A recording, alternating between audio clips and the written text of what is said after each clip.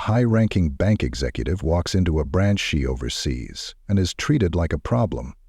What happens when the truth comes out? Let us know in the comments section below. The smell of burnt coffee lingered in the lobby like it had nowhere else to go. Fluorescent lights buzzed overhead, flickering slightly, as if even the building itself was tired of pretending. Behind the front counter, Terrence Moore leaned casually against his desk, phone in hand, scrolling through his morning fantasy football stats like he owned the place. In his head, he did.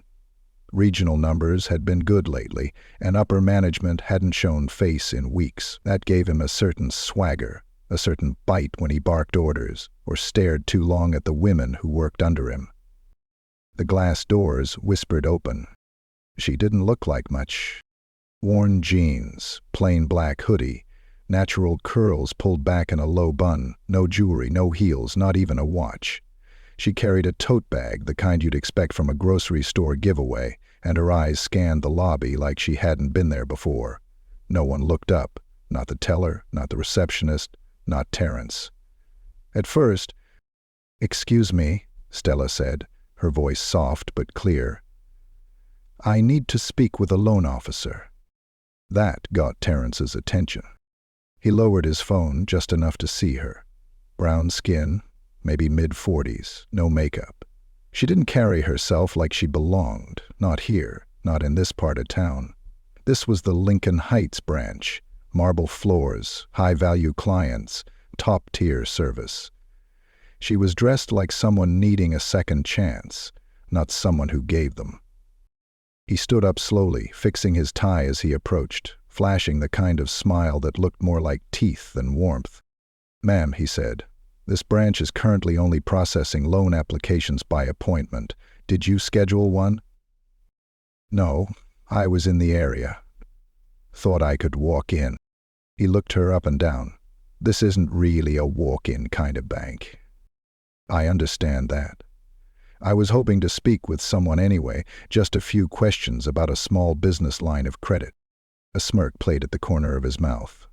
"And what kind of business are you looking to start?" Stella paused. "I'm not looking to start anything," she said. "I run a network of financial consulting offices. We're expanding into underserved communities, and I'm comparing options for strategic partnerships." That wiped the grin off his face, just for a second. But ego is a stubborn thing. "Well, I'm sure there are plenty of banks in underserved communities that'll be happy to talk to you," he said, tone sharp with that quiet, confident cruelty that only comes from years of unchecked power. "This branch focuses on high-net-worth clients, and we have a very strict vetting process for who we work with." "Do you know who I am?" she asked, not out of arrogance, but curiosity.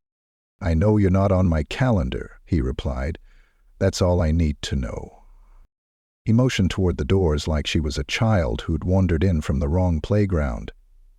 "Maybe try the Eastview location. They do more community lending over there." Stella didn't move. She just smiled. Not smug, not hurt, just steady. "Thank you," she said quietly. "That was very helpful." And then she left. No scene, no raised voice, just the soft hush of the doors sliding closed behind her.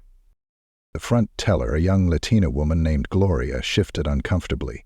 She'd seen the woman's face somewhere before, the tone of her voice, the way she didn't flinch. It stuck with her. "Hey, Terrence," Gloria said after a beat. "You sure you don't know who that was?" Terrence scoffed. "Trust me, if she were anybody, she wouldn't be showing up here dressed like that. You see her bag? That thing looked like it came from a swap meet." Gloria didn't reply. She just turned her eyes back to the computer. But the thought lingered. Back outside, Stella slid into the back seat of a black SUV. Her assistant, Brian, looked up from his tablet with a puzzled expression. "You were in there 10 minutes, he said. "Plenty of time," Stella replied. He studied her face. She wasn't angry. She wasn't even surprised. "You knew they wouldn't recognize you?" "I suspected." "And you still wanted to come in like that?" "I needed to know," she said. "Not from a report. Not from Nate. From the floor, from the gut, from how it feels to walk into a place that's supposed to serve the people and be told you don't belong. Brian lowered his tablet. What now? Stella looked out the tinted window, the bank lobby still visible in the rearview mirror. Terrence was back at his desk, laughing about something on his phone. We give him what he asked for, she said. Brian raised an eyebrow. And what's that? A reason to remember me. Inside the branch, Terrence had already forgotten her. In his mind, she'd been nothing, just another stranger wanting money she probably couldn't pay back. It never once occurred to him she might be the one who signed his checks, that the very woman he brushed off was the reason he had a job at all. But memory has a way of getting triggered, especially when it arrives wearing heels, walking in with legal counsel and cameras rolling. That part, though? That was tomorrow, and Terrence had no idea what kind of storm was already on its way. The next morning started quiet, just like every other. Terrence Moore sipped his coffee from a mug that read, "One Boss," even though no one had ever given it to him. He'd bought it himself, like everything else in his life that looked earned but wasn't. He leaned back in his ergonomic chair, legs spread confidently, watching the inbox fill with the usual morning fluff. Quarterly goals, a ribbon-cutting invite, a memo from corporate HR about inclusive workplace culture he had no intention of reading. Corporate's always got a new pet project, he muttered, clicking delete. The branch had just opened. Gloria was already busy with 2 clients, and Jamal, the junior teller, was running late again. Terrence wasn't worried. As long as the lobby stayed quiet and no one important walked through that door, today would be just as easy as yesterday. Then his phone rang.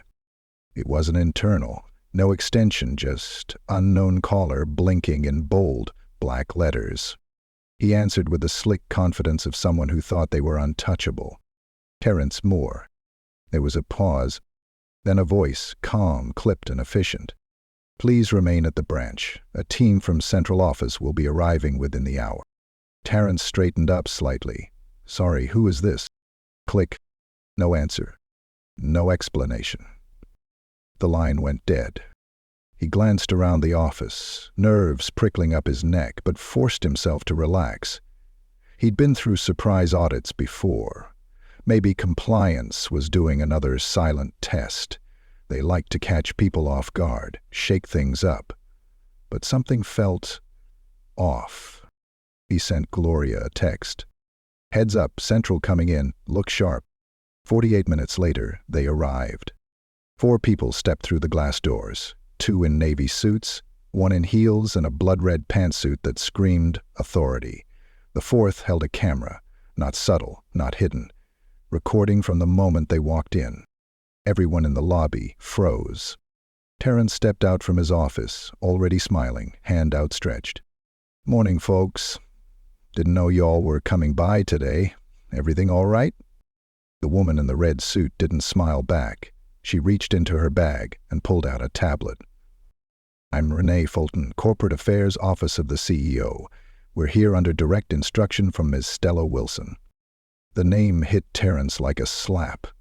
It rang in his ears, but his mind took a moment to catch up. That name. That name.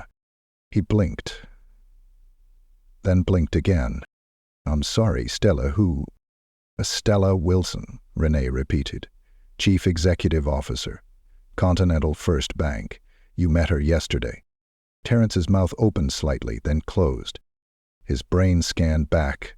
The woman in the hoodie, the tote bag, the plain jeans. No way. I wasn't told. She requested to walk into one of her branches unannounced, to observe the customer experience from the ground level. Terrence's heart dropped into his stomach.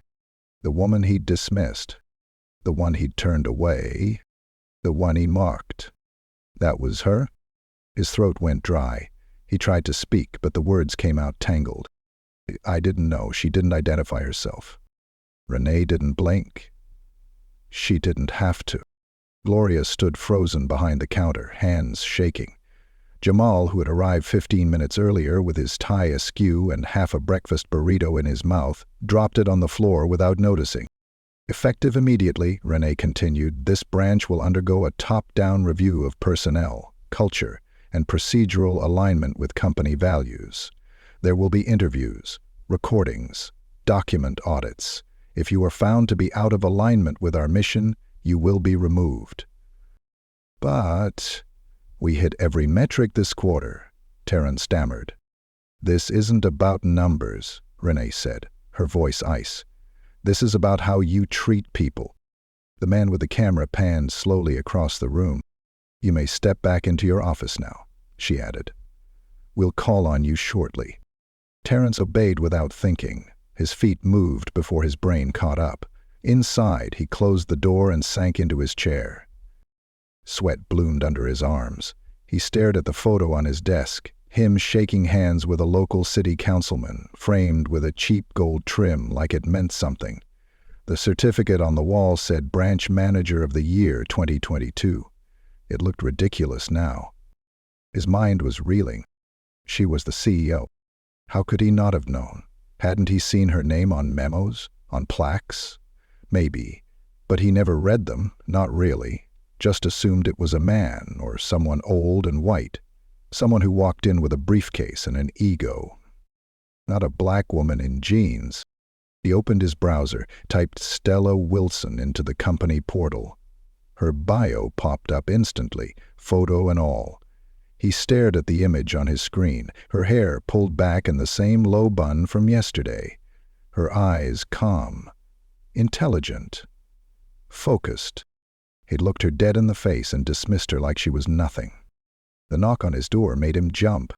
Renee entered, followed by a different man this time, a legal representative. Not a word was wasted.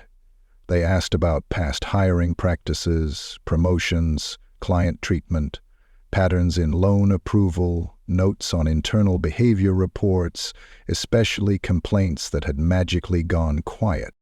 Your name has appeared in 6 anonymous HR filings over the past 18 months, the legal rep said, flipping through a printed report. I didn't know about that. They were suppressed by someone. Possibly in this building. I run a tight ship, Terrence insisted. Everyone knows that. Renee stared at him, then spoke quietly. No, everyone knows you run a loud one. Terrence had nothing left to say. Outside, Gloria sat shaking in the break room, sipping water. The camera crew had interviewed her, too. She told them the truth, about the way Terrence spoke to clients who didn't look rich, the way he used code words, the jokes, the excuses, how he'd humiliate someone for asking about fees but bend over backward when a man in a tailored suit walked in. They never listened to me, she'd said, but maybe they'll listen now. At the same time, Stella sat in her downtown office, watching everything unfold on a secure live stream. She didn't look angry, just settled. When Brian entered with coffee, she finally spoke. Has the board seen the footage? They're watching it now. Stella nodded. No one should walk into a bank and be told they don't belong. Not in 2025, not ever. Brian hesitated. Are you going to fire him? Stella took a sip of her coffee. I haven't decided. Then, almost smiling, maybe I'll let him ask me for something first, and then decide. The boardroom was quiet, but the tension stretched across the table like piano wire.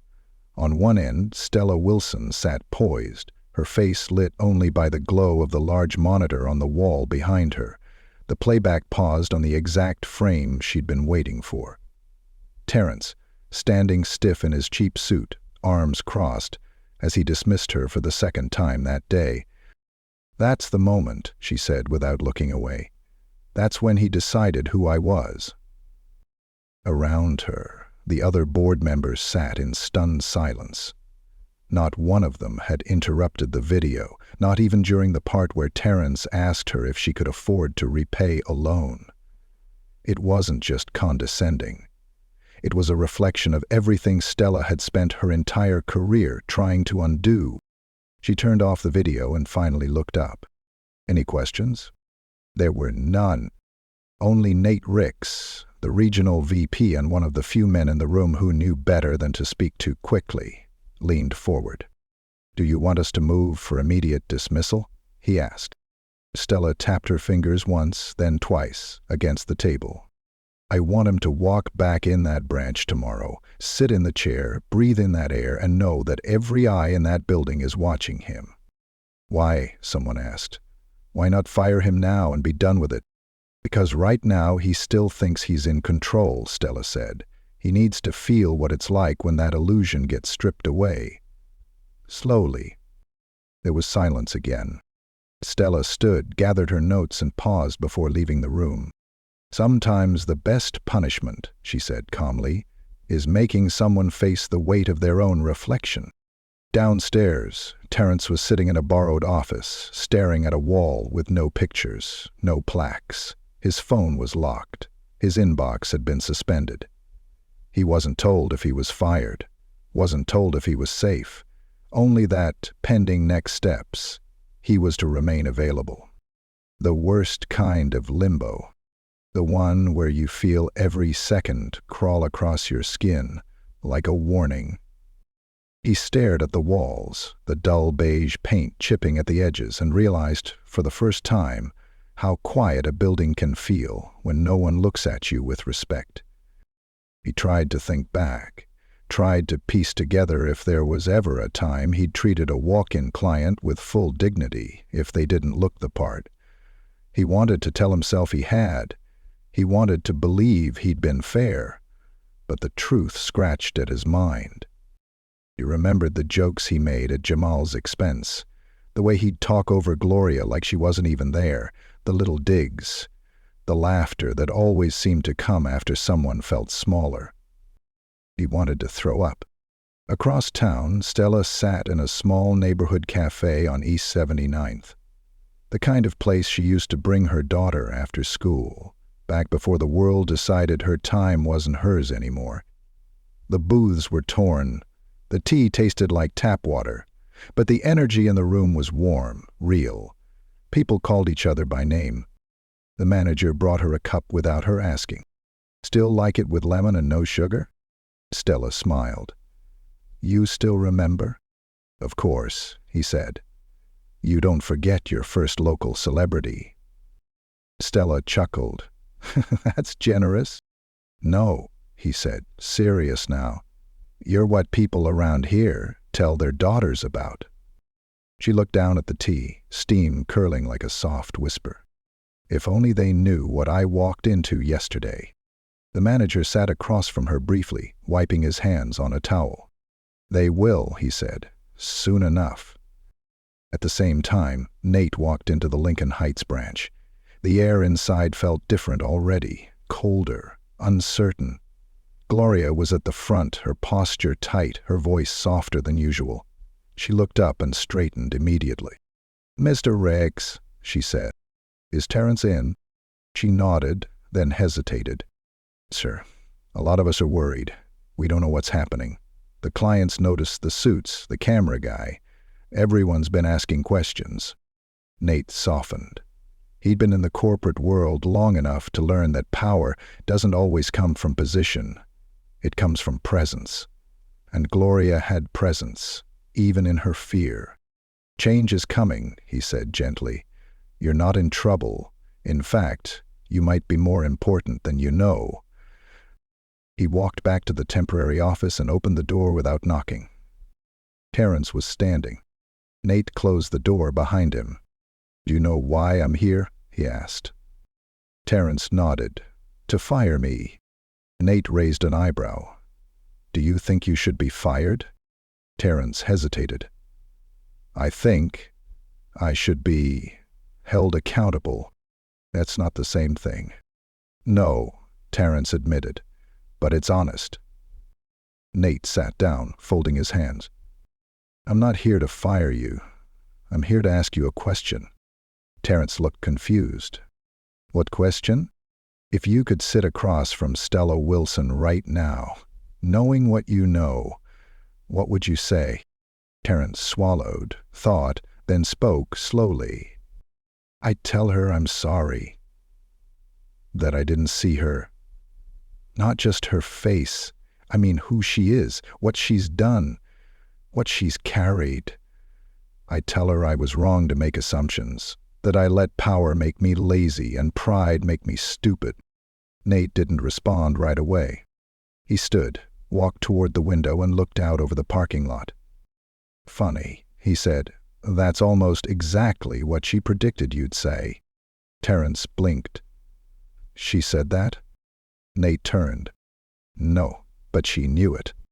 Then, calmly, you'll report to me for the next 30 days. Effective immediately, you're stripped of managerial authority. You'll be reassigned to direct client relations. You'll shadow Gloria, observe, listen, learn. Terence's lips parted. You want me to follow the teller? She's not just a teller, Nate said. She's the reason people keep coming back here, despite you. Terence sat back down slowly. It wasn't just punishment, it was perspective.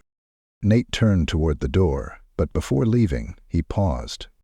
If you do well, maybe there's a path back. And if I don't? Nate didn't answer. He didn't need to. As he stepped out, Gloria looked up. Nate nodded toward Terence's office and gave her a small, knowing smile. You good? He asked. Gloria straightened. She didn't smile back. Not quite. But something in her shoulders softened.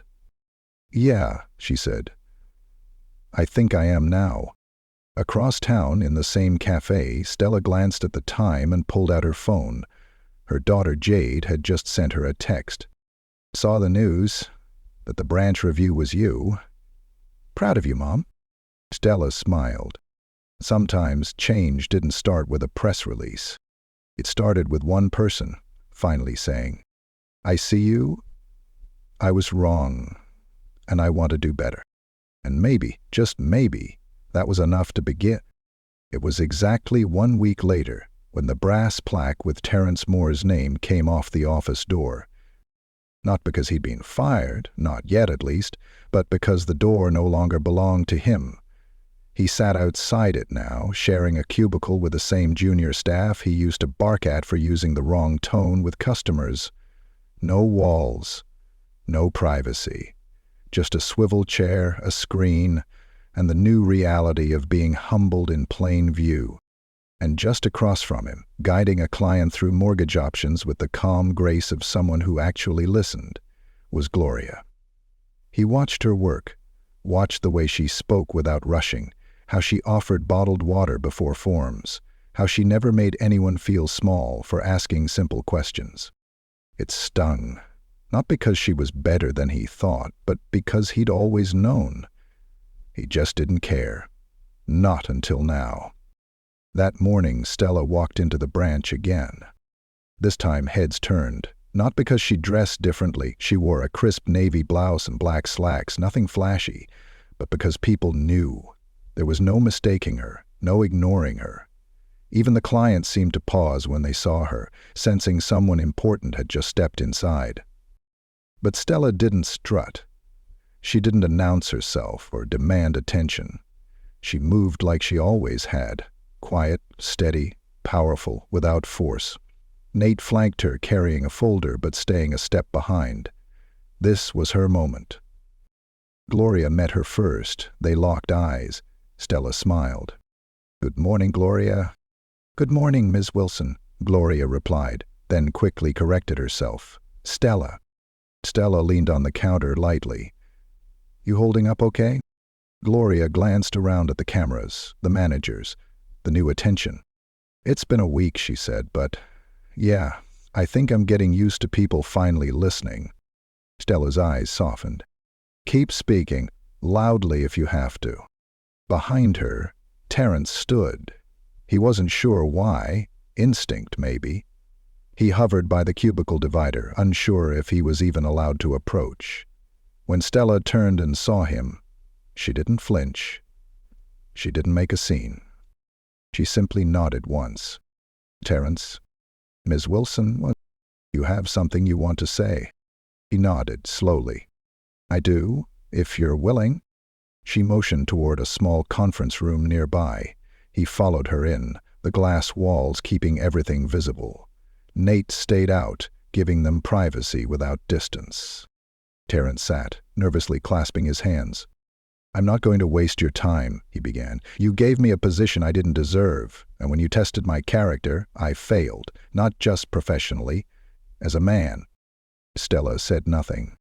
I used to think power was about control, about who answered to me, about who looked like they should be taken seriously.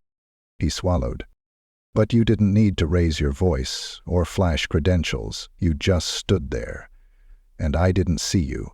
I looked right through you. Stella leaned back. Because I didn't match your expectation. Terence nodded. Yes. And I want to apologize. Not just for what I did to you, but for what I let this whole place become. The fear, the favoritism, the way I made people feel like they were lucky just to have a job. She watched him for a moment, measured. And if I told you we're restructuring this branch? He didn't respond right away. He wasn't sure if it was a question or a warning. You'd have to apply for any position you want, she continued. No guarantees, no safety net. He nodded again. I would apply, not because I want to hold on to what I had, but because I want to earn something real for the first time. Stella tapped the table gently. Then start by mentoring Jamal. Terence blinked. What? Start by investing in someone who reminds you of who you used to be. Before the ego, before the title. Show me that man still exists. He took a deep breath. Yes, ma'am. She stood. I'm not here to destroy careers, Terence. I'm here to build a culture. But culture has to be earned. You either contribute to it or you move out of the way. He rose to his feet, slowly. Understood. They stepped out together. Jamal looked up from the printer as Stella passed. She paused beside him. Take care of this place, she said quietly. It's going to need people like you. He nodded, eyes wide. Gloria met Stella again near the exit. Before you go, Gloria said, voice hesitant, I've been thinking about something. Stella raised an eyebrow. Go on. I know I'm just a teller. Well, was a teller. But I've been studying for the assistant branch manager's exam. I wasn't going to apply. Thought maybe I didn't have the resume. Stella leaned in. You've got more than a resume. You've got receipts. Consider this your formal invitation to interview. Gloria's face lit up. Really? Stella smiled. Really? The lobby doors swung open just as Stella was leaving. An older woman in a bright yellow sundress stepped in, looking lost. She clutched her purse tightly, eyes darting around the room. Terence started toward her. Not because he was in charge, but because it was the right thing to do. Ma'am, he said gently, how can we help you today? She looked him up and down, a little unsure. I don't know, she said. I've never been in a place like this. Terence nodded. Well, I've worked here a long time, and I promise, we're going to make sure you feel like you belong here. Behind him, Gloria watched. So did Jamal, and for the first time, it didn't feel like a line. It felt like growth. Later that night, Stella sat at home, curled up on the couch beside her daughter, Jade. A movie played in the background, but they weren't really watching. They were just there, together. You changed things, didn't you? Jade asked. Stella smiled, brushing her daughter's hair behind her ear. I started something, she said, but the real change? That's what other people do next. Think Terence really got it? Stella didn't answer right away. Then, I think he started to. And sometimes that's enough. Jade leaned into her side, safe and quiet. Stella looked out the window, not into the past, not into regret, but into something bigger. Possibility. Because when the powerful learn to listen and the silenced find their voice, the table doesn't just turn, it flips, and everyone learns how to build a better one together.